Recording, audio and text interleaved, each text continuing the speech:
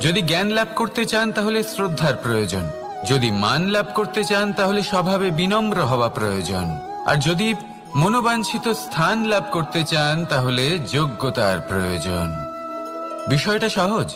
শ্রদ্ধা আপনাকে জ্ঞান দেবে, নম্রতা আপনাকে মান, আর যোগ্যতা উচিত স্থান দেবে। কিন্তু যদি আপনি এই তিনটি গুণ সম্মিলিত করেন তাহলে এমন কিছু লাভ করবেন যা এই সব কিছুর থেকে অনেক ঊর্ধ্বে। সম্মান। আর এ হলো সেই সম্মান যা প্রত্যেক মানুষের নিজের জীবনে লাভ করতে চেষ্টা করা উচিত।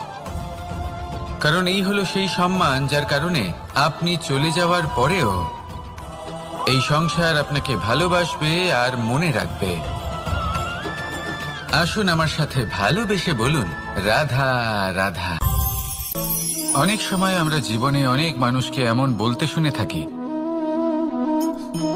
যে আমি অসফল হয়েছি কারণ আমার সময় ভালো যাচ্ছিল না। আমি এই জিনিসটা লাভ করতে চাইছিলাম কিন্তু করতে পারলাম না কারণ আমার সময়টা ভালো যাচ্ছিল না। আমি আমার জীবনে ওই মহান কাজটা করতে চাইছিলাম কিন্তু করতে পারলাম না। কেন? কারণ আমার সময়টা ভালো যাচ্ছিল না। কিন্তু যে মুহূর্তে ভালো সময় আমার জীবনে আসবে আমি সব কিছু প্রাপ্ত করব। এমন প্রায় প্রত্যেকেই বলেন। আসুন একটা কথা বোঝা যাক। একজন মালিকে দেখুন, সে প্রত্যেক দিন গাছের সেবা করে, তাকে জল দেয়, তার যত্ন আত্তি করে। কেন? প্রত্যেক দিন সেই গাছ ফল দেয় না। সঠিক সময় এলে তবেই সেই গাছ ফল দেয়, কিন্তু প্রত্যেক দিন মালি তার সেবা করে, তাকে যত্ন করে। শুধুমাত্র তখন করে না যখন সেই গাছ ফল দিতে সক্ষম। আর যদি মালি গাছের যত্ন প্রতিদিন না করে তাহলে হয়তো সেই গাছ ফল দিতেই পারবে না। এটাই হলো আমাদের জন্য একটা শিক্ষা। যখন সময় আমাদের জন্য অপেক্ষা করে না তখন আপনি সময়ের জন্য কেন অপেক্ষা করছেন? ভালো সময়ের জন্য অপেক্ষা করবেন না। ভালো এবং শুভ কর্ম দ্বারা ভালো সময়কে নিজের কাছে টেনে আনুন। নিরন্তর কর্ম করুন, পরিশ্রম করতে থাকুন। শুভ সময় আপনা থেকেই আপনার কাছে আসবে। আসুন আমার সাথে ভালোবেসে বলুন, রাধা রাধা।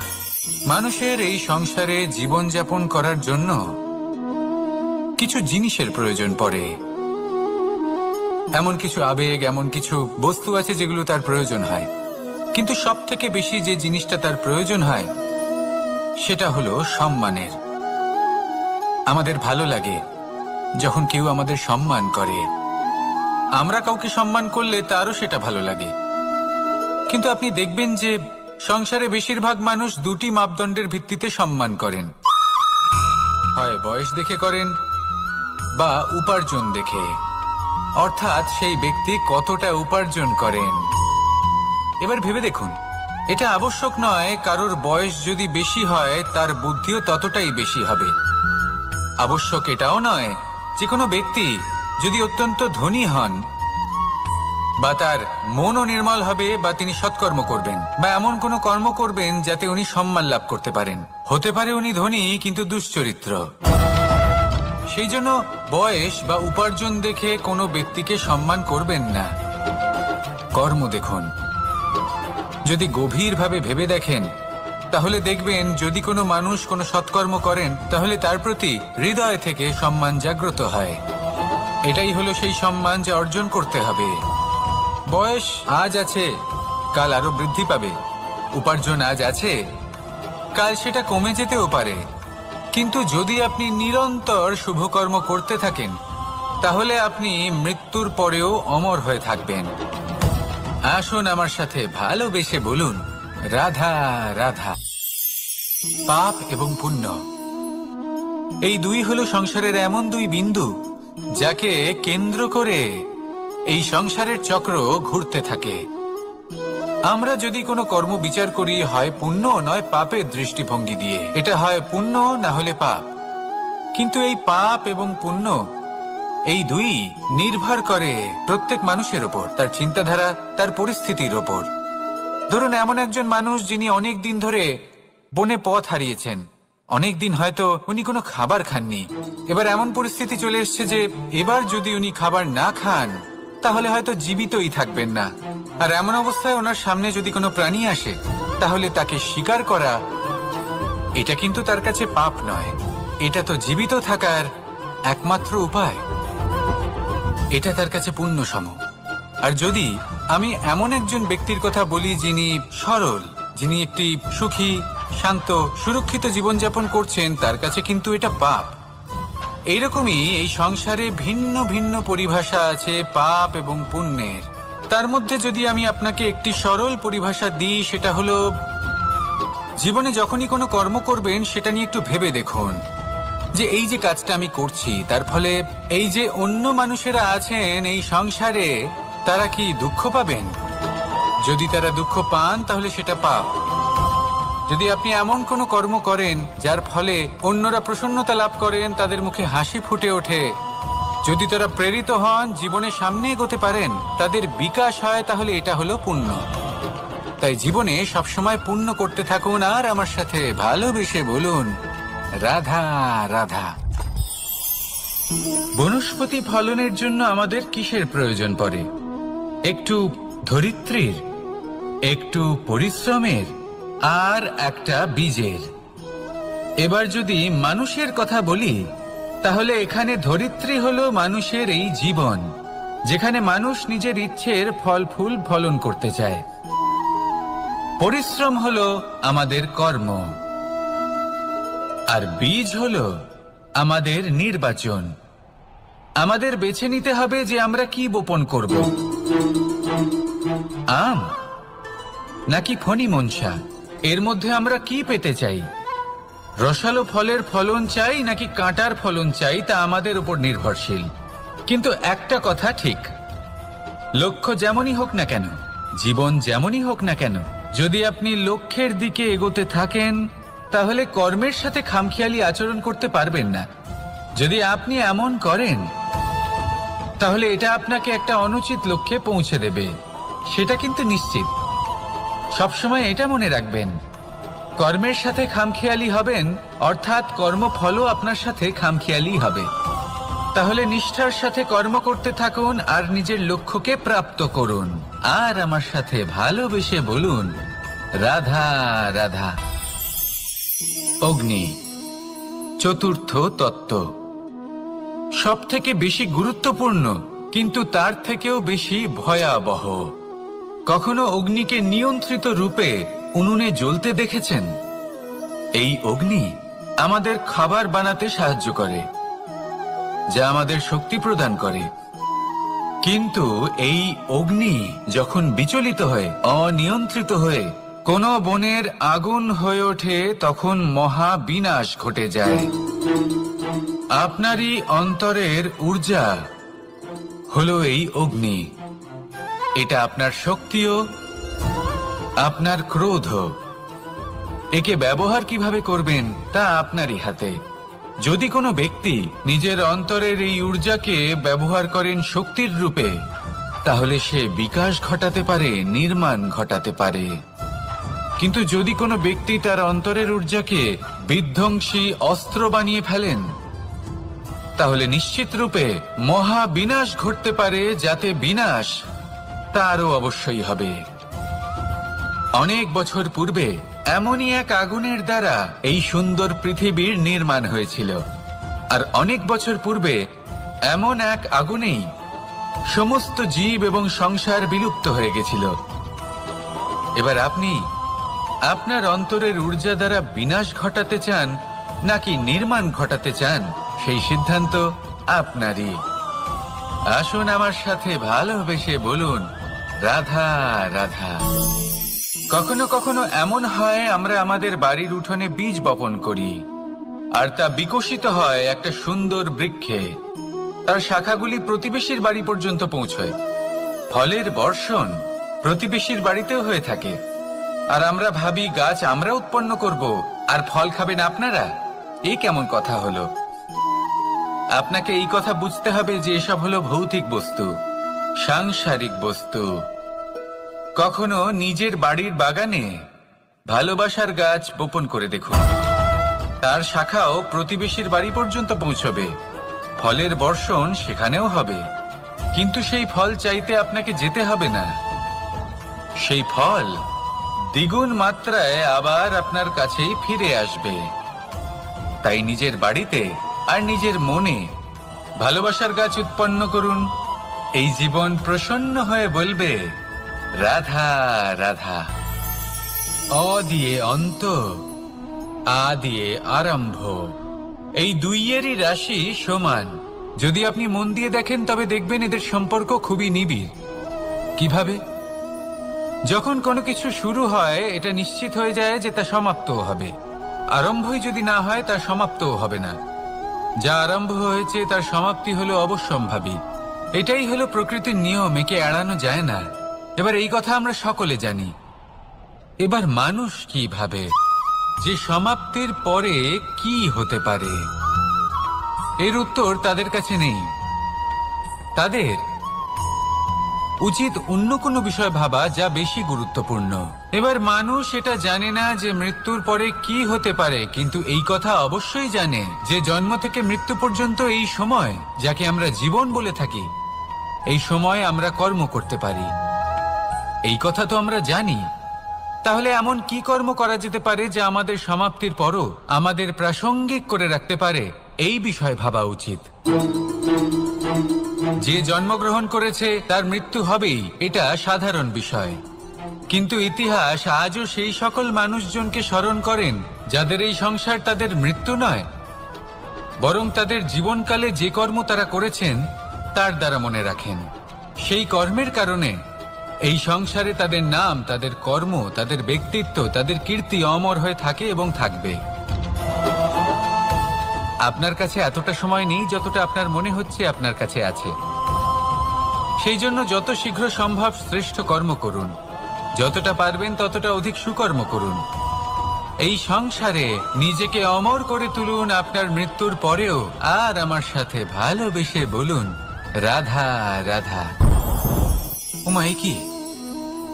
আমি কখন থেকে এখানে অপেক্ষা করছি, হাত পেতে দাঁড়িয়ে রয়েছি যাতে একটা ফল আমার হাতে এসে পড়ে এবং সেটা আমি খেতে পারি।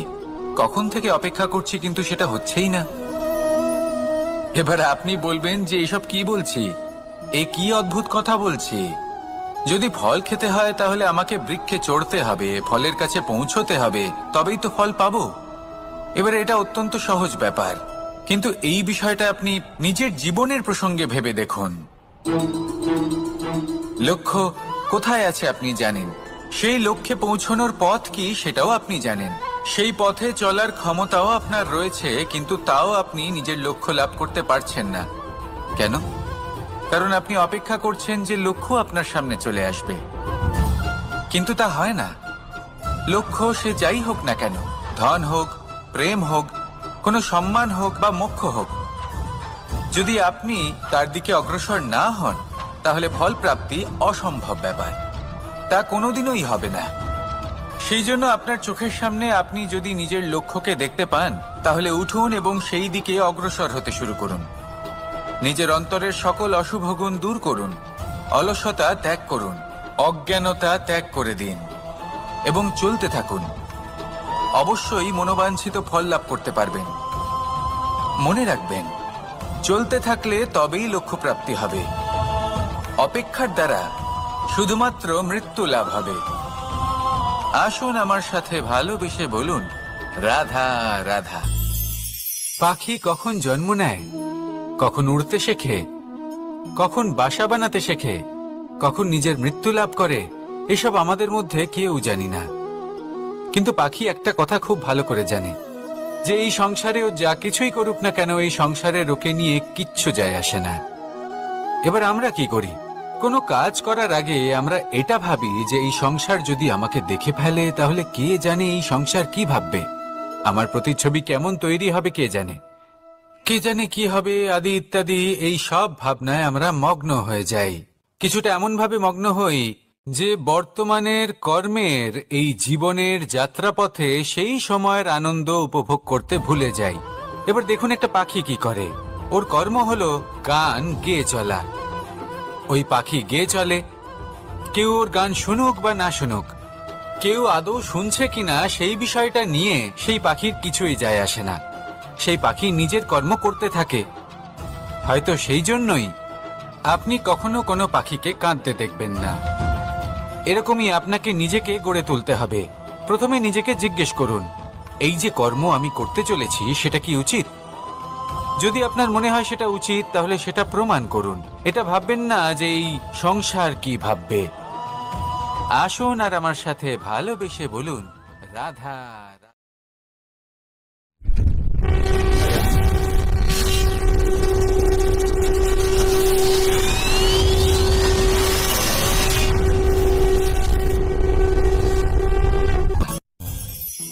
আকাঙ্ক্ষা কখন লোভে পরিণত হয়ে যায় তা কেউ বলতে পারে না। এবার তার পরিণাম কি হতে পারে তাও আমরা কেউ জানি না। আজ আমি আপনাকে বলছি, কোনো ব্যক্তি সবথেকে বেশি ক্ষতির সম্মুখীন তখনই হয় যখন সে এটা মনে করে যে সে সবথেকে বেশি সুরক্ষিত স্থানে রয়েছে। সে ভাবে যে সে সেখানে সুরক্ষিত রয়েছে। সে তখন অসাবধান হয়ে পড়ে, আর তখনই তাকে জীবনের সবথেকে বড় ক্ষতির সম্মুখীন হতে হয়। নিঃস্ব হয়ে যাওয়ার পরিস্থিতি কোনো মানুষের জীবনে তখনই আসে যখন তার কাছে প্রচুর সম্পত্তি থাকে এবং সে তার থেকেও অনেক বেশি সম্পত্তি অর্জন করতে চায়।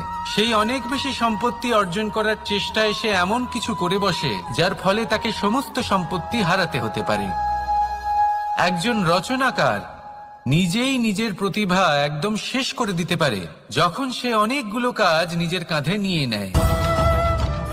একটা গুরুত্বপূর্ণ কথা সবসময় মনে রাখবেন, আজ আপনি যেখানেই থাকুন না কেন, যেমনই যে কোনো স্থানেই থাকুন না কেন, এর পেছনে আপনার আকাঙ্ক্ষার একটা বিশাল ভূমিকা রয়েছে। কিন্তু মনে রাখবেন, আপনাকে শিখতে হবে যে কখন আর কিভাবে নিজের উচ্চাকাঙ্ক্ষাগুলিকে লাগাম পরাতে হবে, কারণ এটা অত্যন্ত আবশ্যক। তাই আসুন আর আমার সাথে ভালোবেসে বলুন, রাধা রাধা।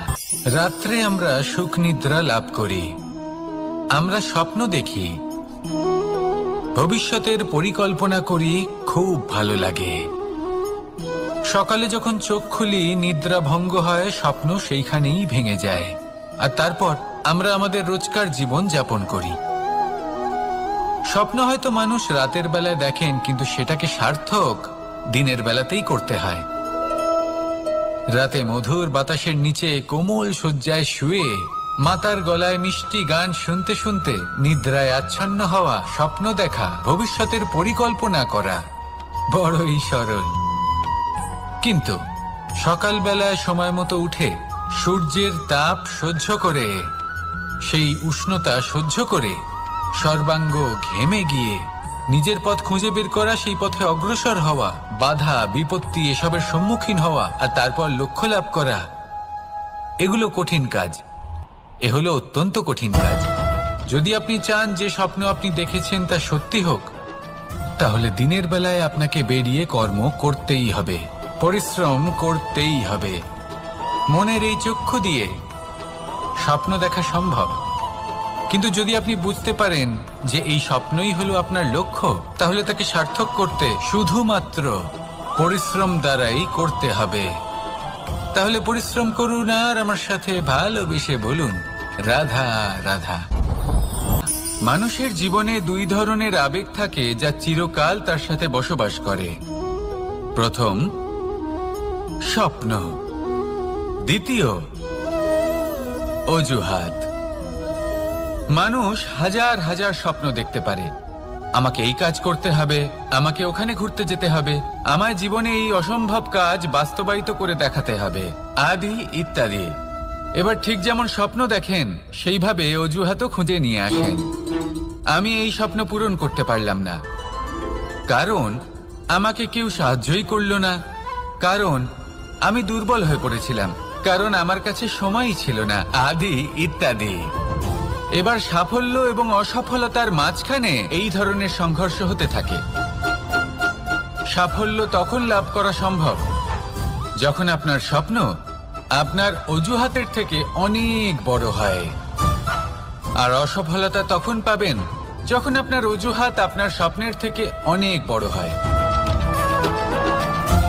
আপনি যদি সাফল্য লাভ করতে চান তাহলে চেষ্টা করতে থাকুন, পরিশ্রম করুন। যদি অসফল হন তাহলে ভয়ভীত হওয়ার কোনো প্রয়োজন নেই। নিজের ভুল বুঝুন, তাকে শুধরে নিন, আবার চেষ্টা করুন। কিন্তু যদি নিজের জীবনে অজুহাত নিয়ে আসেন তখন স্বপ্ন কখনো পূরণ হবে না। আসুন আমার সাথে ভালোবেসে বলুন, রাধা রাধা। ভয়ের সাথে আমরা সবাই পরিচিত, কষ্টও আমরা সবাই পেয়েছি। কখনো কখনো আমরা অসুস্থ হয়ে পড়ি, আর এমন সময় হলে মাতার মমতা, কখনো বাবার স্নেহ, কখনো বন্ধুদের পাশে থাকার অনুভূতি আমাদের রোগ নিরাময়ে সাহায্য করে। কখনো যদি আমরা নিরাশ হয়ে পড়ি, তখন যদি আমাদের কোনো আপনজন আমাদের দুটো ভালো কথা বলে, তখন আমাদের মনোবল বেড়ে যায়। ঠিক তেমন সংসারের এই রঙ্গমঞ্চে যদি আপনি পীড়িত অনুভব করেন, কিছু শুভ কথা আলোচনা করুন, কিছু স্তুতি গান করুন, কিছু মুহূর্তের জন্য হলেও নিজের ইষ্টদেবের কথা স্মরণ করুন আর প্রার্থনা করুন। সাহস বাড়বে, শক্তিও বৃদ্ধি পাবে এবং সামনে এগিয়ে চলার পথও দেখতে পাবেন। তখন এই মন প্রসন্ন হয়ে বলবে, রাধা রাধা। কখনো কখনো অন্ধকারের সাথে লড়াই করার জন্য আমরা প্রদীপ জ্বালাই। এতে প্রথমে সলতে রাখি, তারপর তেল ঢালি, তারপর আগুন জেলে এটা প্রজ্বলিত করি। তারপর একটা সময় আসে যখন এই প্রদীপ নিভে যায়। কারণটা কি? কারণ কি এটা যে প্রদীপের প্রকাশমান হওয়ার ক্ষমতা সমাপ্ত হয়েছে? না, এই যে আগুন আমরা দেখতে পাচ্ছি, এই আগুনের জন্য যে শক্তির প্রয়োজন হয় তা আসে এই তেল থেকে। যদি এই তেল সমাপ্ত হয়ে যায় তাহলে এই প্রকাশ তাও সমাপ্ত হয়ে যায়। আর আমাদের জীবনে এই তেল হলো আমাদের কর্ম, আর এই আগুন আর এর দ্বারা উৎপন্ন হওয়া প্রকাশ আমাদের ভাগ্য। যত আমাদের কর্ম ক্ষীণ হতে থাকবে, আমাদের ভাগ্য সৌভাগ্য কোথাও না কোথাও লুপ্ত হয়ে যাবে। যে উজ্জ্বল ভবিষ্যৎ আমরা চাইছি তা কখনো লাভ করতে পারবো না যদি কর্ম না করি। ঠিক যেমন তেল ছাড়া অগ্নি উৎপন্ন হয় না, তেমনি কর্ম ছাড়া সৌভাগ্য হয় না। আর যেমন কর্ম তেমন ভাগ্য। তাই সবসময় কর্ম করতে থাকুন, কর্ম করা থামাবেন না। আর আমার সাথে ভালোবেসে বলুন, রাধা রাধা। জীবনে তিনটি বিষয় আছে, তিনটি বস্তু আছে, তারা যেন আপনাকে কখনো বশে না করে নিতে পারে। প্রথম হলো ধন। ধন যতক্ষণ আপনি ব্যবহার করতে থাকেন, যতক্ষণ তা আপনার কাজে আসছে, ততক্ষণ ঠিক আছে, এই ধন আপনার কাছে অমৃত। কিন্তু যখন এই ধন আপনাকে ব্যবহার করতে শুরু করে, বুঝে যাবেন যে আপনার পতনের সময় শুরু হয়েছে। দ্বিতীয় বিষয়, ফেলে আসা অতীত। যাই করুন, আপনি অতীত পাল্টাতে পারবেন না, আর এই সত্যিটা আপনিও জানেন। কিন্তু তাও এর বশবর্তী আমরা হয়ে পড়ি। আর যখন তাই হয়, তখন এই সংসারে আমরা যেখানেই যাই না কেন, যত বড়ই সুখ লাভ করি না কেন, সেই সব আমাদের কাছে তিক্ত বলে মনে হয়। তৃতীয় বিষয়, আপনার আশেপাশের মানুষ ভিন্ন ভিন্ন ধরনের মানুষ হয়, যাদের চিন্তা ভাবনা এবং দৃষ্টিভঙ্গি ভিন্ন ভিন্ন প্রকারের। যদি এদের বশবর্তী আপনি হয়ে পড়েন, তাহলে কেউ বলবে এটা করো, এটা ভালো। কেউ বলবে এটা করো না, ওটা করো, ওটা ভালো কাজ। কেউ বলবে এই দুটোই করো না, অন্য কিছু করো। এই কথাগুলিতে আপনি এতটাই জড়িয়ে পড়বেন যে আপনি লক্ষ্য ভ্রষ্ট হয়ে পড়বেন। তাই এই তিন বিষয় থেকে সাবধানে থাকবেন। যদি কোনো কিছু বশ করতে হয়, তাহলে আপনাকে বশ করতে হবে আপনার আজকে, নিজের বর্তমানকে। এটা খুব প্রয়োজনীয়। এটা ভাববেন যে এই সময়ের সদ্ব্যবহার আমি কিভাবে করব, সময়কে শাসন কিভাবে করব, ওই কর্ম কিভাবে করব যাতে ভবিষ্যতে কখনো আমার আফসোস না হয়, বরং এই সংসার আমাকে নিয়ে গর্ব করবে, সেই কর্ম করুন। আর যখন আপনি এটা শিখে নেবেন, তখন আপনি নিজেই নিজেকে প্রকৃত অর্থে ভাগ্যশালী করে তুলবেন। আসুন আমার সাথে ভালোবেসে বলুন, রাধা রাধা। অনেক সময় আমরা কারোর নীরবতাকে তার দুর্বলতা ভেবে বসি। হতেই পারে সেই ব্যক্তি উত্তর দিতে চাইছেন না, হতে পারে অন্য কোনো কারণ আছে যা আমরা বুঝতেই পারছি না। সেই জন্য তাকে দুর্বল ভেবে নেওয়া অনুচিত। দেখতে গেলে এই বিশাল সমুদ্র এও কিন্তু নীরব, শান্ত হয়। কিন্তু যখন সে রুদ্র মূর্তি ধারণ করে তখন কি হয়? সমগ্র সংসারকে বিনাশের পথে নিয়ে যায় এই সমুদ্র, প্রলয় সৃষ্টি করে। সেই জন্য কারোর সহ্য শক্তিকে দুর্বলতা বলে মনে করবেন না, কারণ যদি এই নীরবতা নিজেকে ভেঙে বেরিয়ে আসে তাহলে তা বিনাশের সমস্ত সীমা পার করে যেতে পারে। তাই এই নীরবতাকে সবসময় বুঝুন, সবসময় একে সম্মান করতে শিখুন, আর আমার সাথে ভালোবেসে বলুন রাধা রাধা।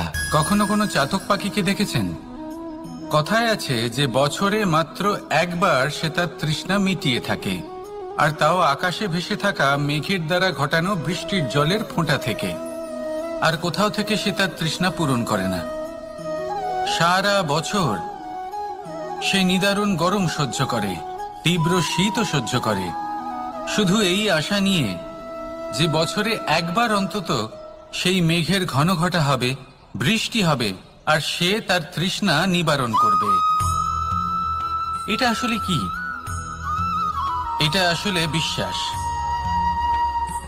সেই বিশ্বাস যে বছরে একবার সেই মেঘ আসবে তৃষ্ণা নিবারণ করতে। যেমন দেখুন, একটা সূর্যমুখী ফুল সারা রাত অন্ধকারের সাথে যুদ্ধ করে, কারণ তার বিশ্বাস যে ভোরবেলায় সূর্য তাকে অবশ্যই দর্শন দেবেন। সেটাও বিশ্বাস ছিল যার উপর ভরসা করে মনু একটা নৌকা নিয়ে বেরিয়ে পড়েছিলেন এবং সমস্ত সৃষ্টিকে প্রলয়ের হাত থেকে বাঁচিয়েছিলেন। সেটাও ছিল ভালোবাসার প্রতি বিশ্বাস, যার উপর ভরসা করে বানর এবং ভাল্লুক সেনা নিয়ে শ্রীরাম আক্রমণ করেছিলেন সমস্ত বরদানপ্রাপ্ত অসুরগণ এবং রাক্ষসগণের লঙ্কায় এবং জয় লাভ করেছিলেন। এই বিশ্বাসই হলো এই বিশ্বের আশা। বিশ্বাস রাখুন যে আপনি হলেন সর্বশ্রেষ্ঠ এবং শুধুই নিজের কর্ম করতে থাকুন। এই বিশ্বাসের আশাই আপনাকে প্রতি মুহূর্তে বল প্রদান করবে। এ হলো আমার বিশ্বাস। আসুন আর আমার সাথে ভালোবেসে বলুন রাধা রাধা। যোগাসন। যোগাসনে আসন অত্যন্ত গুরুত্বপূর্ণ। এবার আমি বলবো সবথেকে শ্রেষ্ঠ আসন কোনটি। আশ্বাস। নিজেকে আশ্বস্ত করতে থাকুন যে আমি আছি, সব ঠিক হবে, যা হচ্ছে ভালোর জন্য হচ্ছে।